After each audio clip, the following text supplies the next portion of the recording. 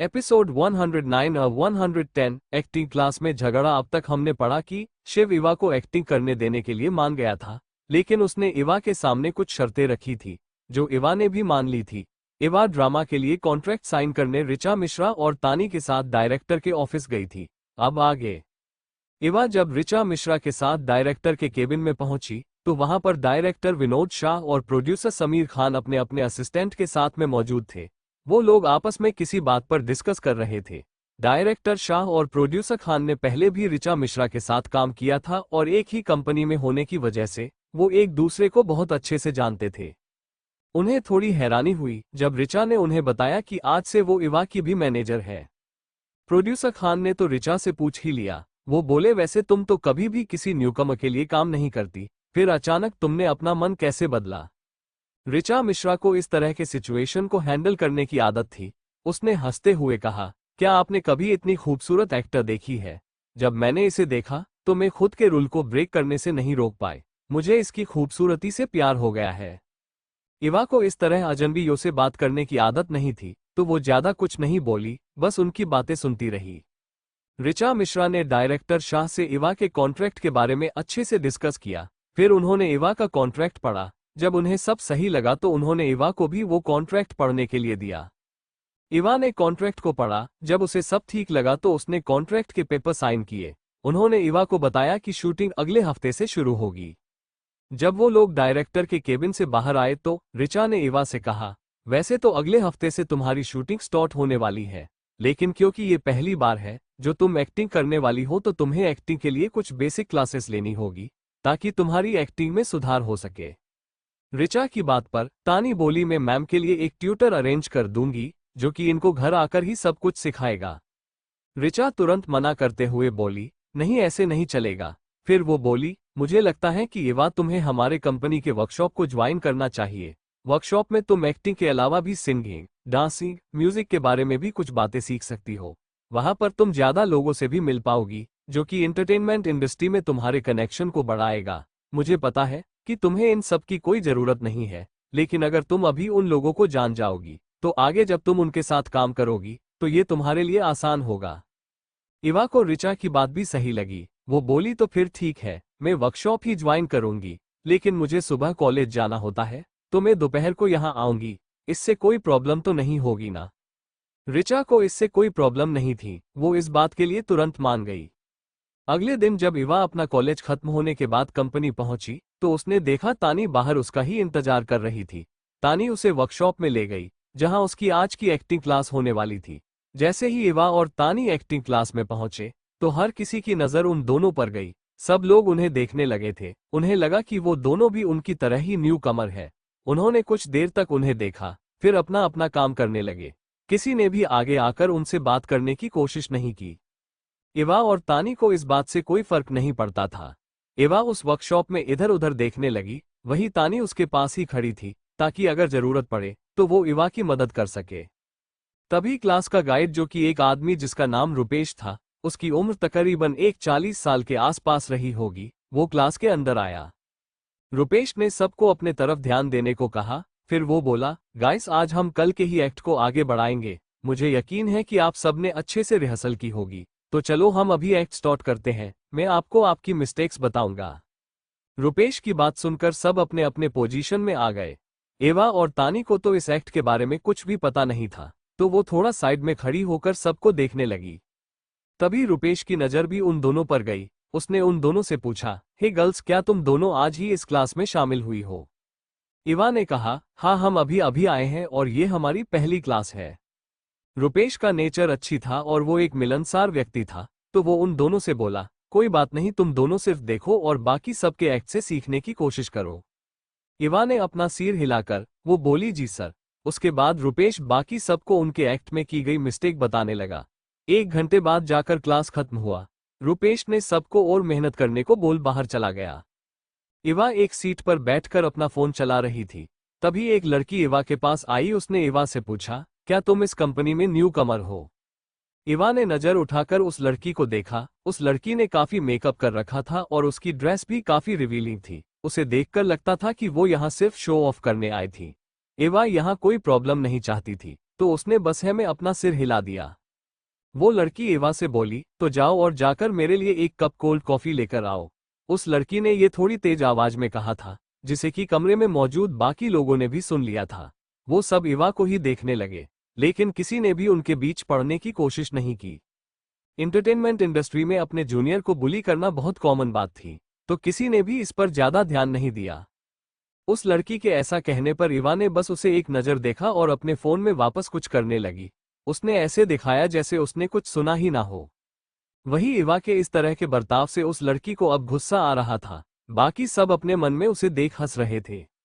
जैसे ही वो लड़की इवा के करीब आकर कुछ बोलने को हुई थी कि तानी ने उसे पीछे धक्का दे दिया, जिससे वो लड़की गिरते गिरते बची। सब हैरानी से तानी को ही देखने लगे। किसी को नहीं लगा था कि तानी अचानक ऐसा कुछ करेगी। तानी ने उस लड़की पर नजर डाली और बोली, जस्ट स्टे अवे। वो लड़की तानी से गुस्से में बोली, तुम्हें ये बहुत महंगा पड़ेगा। तुम जानती नहीं हो मैं कौन हूँ। मैं अगर चाहूं तो तुम्हें अभी के अभी इस कंपनी से बाहर निकाल सकती हूँ। तानी अब भी इवा के सामने खड़ी थी। उसे उस लड़की की बात से कोई फर्क नहीं पड़ा। तानी अच्छे से जानती थी कि ये उसके बॉस की कंपनी है, तो उसे इस बात का डर नहीं था कि उसकी इस हरकत की वजह से उसकी मैम की इमेज खराब होगी। वो उस लड़की से बोली, ठीक है, फिर जाओ और जो करना है करो, लेकिन अभी हमें डिस्टर्ब मत करो। तानी की बात सुन अब उस लड़की को और भी गुस्सा आ गया। वो गुस्से में बोली, अगर मैंने भी तुम्हें इस कंपनी से बाहर नहीं निकला तो मैं अपना नाम बदल दूंगी। ये बोल वो तुरंत वहां से पैर पटकते हुए चली गई। वही इवा तो बस तानी को ही देख रही थी। वो तानी से इम्प्रेस होते हुए बोली, तुम तो बिल्कुल मेरे वेद भाई की तरह हो। वो अस्कर इसी तरह से लोगों का मुंह बंद करते हैं।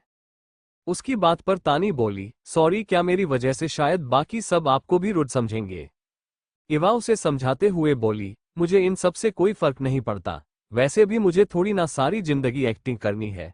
जब मैं एक फैशन डिजाइनर बनूंगी तो ये सब खुद चलकर मेरे पास आएंगे, तो तुम टेंशन मत लो। इवा के इस बात से तानी उसे ही देखने लगी। तानी ने पूछा, तो फिर आप एक्टिंग क्यों कर रही हो? क्या इससे आपके पढ़ाई पर असर नहीं पड़ेगा? तानी के सवाल पर इवा कुछ सोचने लगी। वो एक्टिंग क्यों करना चाहती थी? हाँ, ये सही था कि अगर उसे सिर्फ नेहा को फीमेल लीड बनने से रोकना था तो उसके पास और भी बहुत सारे तरीके थे, लेकिन उसने फिर भी ये तरीका चुना, जिसका एक रीजन भले ही नेहा हो लेकिन दूसरा रीजन। तभी इवा का फोन बजने लगा। जब इवा ने फोन को देखा तो उस पर शिव नाम शो हो रहा था। शिव का फोन देख इवा के चेहरे पर एक मुस्कान आ गई। उसने तुरंत कॉल उठाया और बोली, शिव कहाँ हो आप? उधर से शिव की आवाज आई, नीचे पार्किंग में आओ, मैं तुम्हारा इंतजार कर रहा हूँ। शिव उसका इंतजार कर रहा है। ये सुनकर इवा तुरंत उठी और बाहर की तरफ चलने लगी। तानी भी उसके साथ ही चल रही थी। तो क्या लगता है आपको, क्या छिपा रही है इवा सबसे? क्या है इवा के एक्टिंग करने के पीछे की असली वजह? क्या शिव कभी जान पाएगा इवा के एक्टिंग करने के पीछे की असली वजह? क्या होगा जब नेहा को पता चलेगा उसका रोल छीनने वाली कोई और नहीं बल्कि इवा ही है? क्या नेहा लेगी इवा से अपना बदला, या फिर फंस जाएगी इवा की चाल में? क्या होगा आगे इवा की जिंदगी में? एपिसोड 110, शिव का इवा की केयर करना। अब तक हमने पढ़ा कि शिव ने इवा को एक्टिंग करने की परमिशन दे दी थी, लेकिन साथ में कुछ शर्तें भी रखी थी। इवा ने भी शिव की सारी शर्तें मान ली। इवा ने ड्रामा के लिए कॉन्ट्रैक्ट साइन किया। अगले हफ्ते से उसकी शूटिंग शुरू होने वाली थी। अब आगे ऐसे ही दिन बीत गए। कल से ड्रामा की शूटिंग स्टार्ट होने वाली थी। इवा आज कॉलेज से सीधे घर आ गई थी। उसे अपनी तबीयत कुछ ठीक नहीं लग रही थी। उसके पेट में भी दर्द हो रहा था। इवा को लेकर कहीं बाहर जाने के बारे में सोचकर शिव भी आज ऑफिस से जल्दी घर आ गया। शिव जब घर पर आया तो घर में बहुत शांति थी। उसे ये थोड़ा अजीब लगा, क्योंकि इवा जब भी घर में होती इधर उधर कुछ ना कुछ करती रहती थी। शिव जैसे ही अपने कमरे में पहुंचा तो उसकी नजर इवा पर गई, जिसे देख शिव की तो जैसे सांसें ही अटक गई। शिव ने देखा कि इवा अपने पेट को पकड़े नीचे बैठी थी। उसके चेहरे पर दर्द साफ झलक रहा था। वो काफी पेन में नजर आ रही थी। शिव ने अपना कोट साइड में रखा और जल्दी से भागकर इवा के पास गया। उसने इवा को संभालते हुए उसकी फिक्र करते हुए कहा, जान क्या बात है, तुम्हें क्या हुआ है? क्या तुम्हारी पेट में दर्द हो रहा है? क्या तुम्हें कहीं चोट लगी है? शिव ने ये सब बहुत ही हड़बड़ाहट में पूछा। इवा ने जब शिव को अपने पास देखा तो उसकी आंखों में अपने आप आंसू आ गए और उसने शिव से कहा, शिव बहुत तेज दर्द हो रहा है। ये बोल वो अपने दोनों हाथों से अपने पेट को दबाने लगी। शिव इवा को अपने बाहों में उठाते हुए बोला, चलो मैं तुम्हें अभी हॉस्पिटल लेकर चलता हूँ, तुम्हें कुछ नहीं होगा, हम अभी हॉस्पिटल जा रहे हैं। इवा ने जब शिव के मुंह से हॉस्पिटल का नाम सुना तो वो तुरंत शिव को रोकते हुए बोली, शिव, हॉस्पिटल जाने की कोई जरूरत नहीं है, मैं ऐसे ही ठीक हो जाऊंगी। शिव इवा को थोड़ा गुस्से में बोला, ऐसे कैसे ठीक हो जाओगी तुम, हालत देखी है अपनी, कितना दर्द हो रहा है तुम्हें, मुझे तुम्हारी कोई बात नहीं सुननी, हम अभी के अभी हॉस्पिटल जा रहे हैं। ये बोल शिव इवा को लेकर कमरे से बाहर आ गया। इवा ने जब देखा कि शिव नहीं रुक रहा है तो वो शिव को रोकते हुए बोली, शिव मेरे पीरियड आए हैं, जिस वजह से मुझे दर्द हो रहा है, मुझे बस पेन किलर दीजिए, कुछ देर बाद में अपने आप ठीक हो जाऊंगी। इवा की बात सुनकर शिव, जो कि दरवाजे के बाहर कदम रखने ही वाला था, उसके कदम अपने आप रुक गए। शिव को इवा की बात समझ नहीं आई तो उसने इवा की तरफ नासमझी में देखा और उससे पूछा, पीरियड मतलब? इवा ने जब शिव के चेहरे पर कंफ्यूज एक्सप्रेस देखे तो वो हैरान थी कि शिव को नहीं पता कि पीरियड क्या होते हैं। फिर उसने सोचा, शिव के लाइफ में तो पहले कोई भी लड़की नहीं थी, तो ये सही है कि उसे इस बारे में नहीं पता। लेकिन इवा को अब शिव को समझाने में शर्म आ रही थी। उसने शिव से कहा, शिव वो हर लड़की होता है, महीने में एक बार, आप प्लीज पहले मुझे पेन किलर दीजिए, मेरे पेट में बहुत दर्द हो रहा है। इवा अपने पेट को हाथ लगाए हुए बोली। शिव को इवा की बात तो समझ नहीं आई, लेकिन उसे अभी इवा के दर्द को कम करना था, तो वो इवा को वापस कमरे में ले गया और उसे बिस्तर पर बिठाया। फिर मेडिसिन बॉक्स में से पेनकिलर निकालकर इवा को खिलाई। इवा ने जब पेनकिलर खाए तो उसे थोड़ी राहत मिली, उसे अब भी दर्द हो रहा था। शिव ने जब देखा इवा को अब भी दर्द हो रहा है तो उसने पानी का ग्लास साइड में रखा, फिर इवा के पास बैठकर इवा का अपने गोद में बिठा लिया। शिव अब इवा के पेट को हल्के हल्के सहलाने लगा, जिससे इवा को अब थोड़ा अच्छा लग रहा था। इवा कुछ ही देर में शिव की बाहों में सो गई। जब शिव ने देखा कि इवा सो गई है तो उसने इवा को अच्छे से बिस्तर पर लिटाया, फिर उसे ब्लैंकेट से पूरी तरह कवर किया। शिव अपना फोन लेकर बालकनी में आ गया। उसने अपने डॉक्टर को कॉल किया और डॉक्टर से इवा की हालत के बारे में बात की। डॉक्टर ने शिव को बताया कि ये नॉर्मल है और हर एक लड़की को महीने में एक बार पीरियड आते हैं। कुछ लड़कियों के लिए ये कम दर्दनाक होते हैं तो कुछ लड़कियों को ज्यादा दर्द होता है। डॉक्टर ने शिव को बताया कि वो कैसे इवा का ख्याल रख सकता है। उन्होंने उसे कहा कि अगर दर्द ना रुके तो उसे हॉस्पिटल में एक बार इवा का चेकअप करना चाहिए। शिव ने डॉक्टर की सारी बात ध्यान से सुनी, फिर फोन रख दिया। उसने गूगल से भी इस बारे में काफी जानकारी पढ़ी। अब उसे पीरियड के बारे में अच्छे से समझ आ गया था।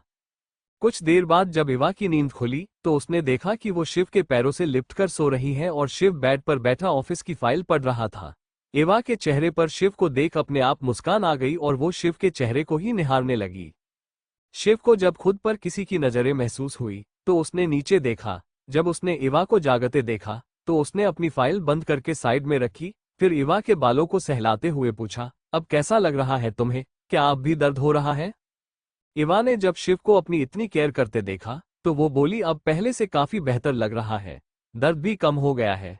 फिर वो उठकर बैठते हुए बोली, सॉरी शिव, मैंने आपको परेशान किया, इसमें तुम्हारी कोई गलती नहीं है, बल्कि सॉरी तो मुझे कहना चाहिए, मुझे नहीं पता था पीरियड के बारे में, अगर मुझे पहले पता होता तो मैं आज तुम्हारे साथ घर पर ही रुकता, तुम्हें इतनी देर तक दर्द में नहीं रहना पड़ता। शिव को बुरा लग रहा था कि उसके आने से पहले एन जाने कितनी देर तक इवा अपने दर्द को बर्दाश्त कर रही थी। शिव को लगा कि वो इवा का ठीक से ख्याल नहीं रख पाया, उसके होते हुए भी इवा को दर्द सहना पड़ा। इवा ने जब शिव को माफी मांगते देखा तो वो तुरंत बोली, नहीं शिव, इसमें आपकी कोई गलती नहीं है। शिव ने पास में एक जग से ग्लास में पानी डाला और इवा को देते हुए बोला, ये हॉट वाटर है, इसे पी लो, इससे तुम्हें बेहतर फील होगा। इवा को प्यास लगी थी तो उसने भी वो हॉट वाटर पी लिया। शिव ने इस बात पर कोई जवाब नहीं दिया। वो बात बदलते हुए बोला, क्या तुम्हें भूख लगी है? बताओ तुम क्या खाना चाहती हो, मैं आज तुम्हारे लिए अपने हाथों से खाना बनाऊंगा।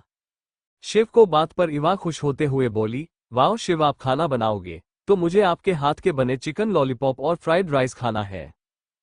ठीक है, फिर तुम फ्रेश हो जाओ, तब तक मैं खाना बनाता हूँ। ये बोल शिव ने इवा को अपने बाहों में उठाया।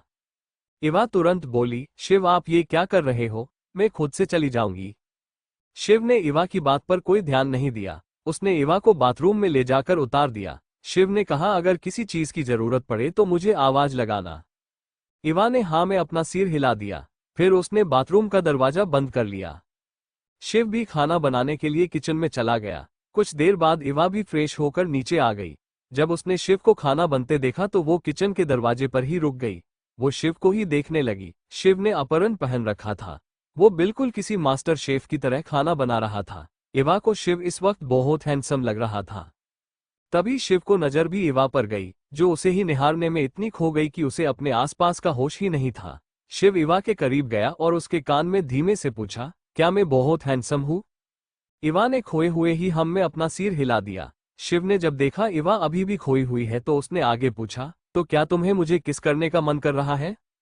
इस बार भी इवा ने अपना सिर हाँ में हिला दिया। तो क्या लगता है आपको, क्या शिव और इवा की जिंदगी इसी तरह हंसी खुशी चलती रहेगी, या फिर कोई तूफान इनकी जिंदगी में आने वाला है? क्या होगा जब शिव को पता चलेगा इवा की एक्टिंग के पीछे का सच? क्या होगा जब इस सच से शिव और इवा में दूरियां आ जाएगी? क्या इवा कभी जान पाएगी शिव के प्यार के बारे में? इसका क्रेडिट जाता है पॉकेट नोवेल रीडर पर। फिर मिलेंगे। लाइक करें और सब्सक्राइब करें, लाइक, कमेंट एंड शेयर करना मत भूलें।